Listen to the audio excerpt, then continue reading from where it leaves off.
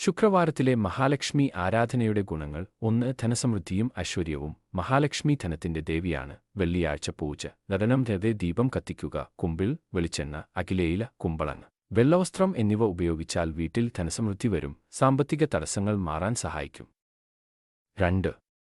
കുടുംബ ഐശ്വര്യം സന്തോഷം. ലക്ഷ്മിദേവി ഗൃഹലക്ഷ്മിക്ക് പ്രതീകമാണ്. ഭർത്താവ് ഭാര്യാബന്ധത്തിൽ ഐക്യവും സ്നേഹവും വർദ്ധിപ്പിക്കാൻ വെള്ളിയാഴ്ച ലക്ഷ്മിപൂജ ഉപകാരപ്പെടുന്നു. കുടുംബത്തിൽ അശാന്തി ഇല്ലാതാകും. 3. വ്യവസായത്തിൽ വിജയം.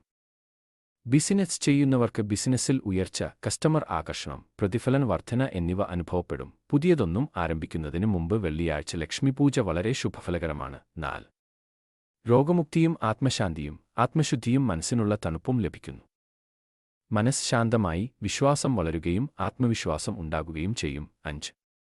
ശുക്രദോഷ പരിഹാരവും ജാതക അനുകൂലതയും. ജ്യോതിഷത്തിൽ ശുക്രൻ ദുർബലമോ പാപഗ്രഹങ്ങളിൽ ആണെങ്കിൽ വെള്ളിയാഴ്ച മഹാലക്ഷ്മി വ്രതം പാലിക്കുന്നതിലൂടെ ശുക്രദോഷ പരിഹാരം സംഭവിക്കും.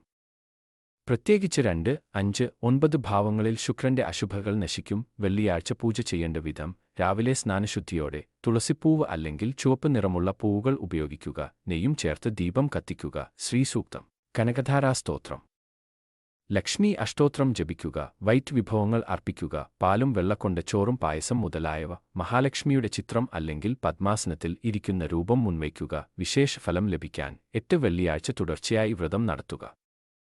മംഗളസൂത്രം ധരിച്ച സ്ത്രീകൾ തീർച്ചയായും ദീപം കത്തിക്കുക. ദീപം കത്തിച്ച ശേഷം ശ്രീ മഹാലക്ഷ്മിയെ നമ 108 പ്രാവശ്യം ജപിക്കുക.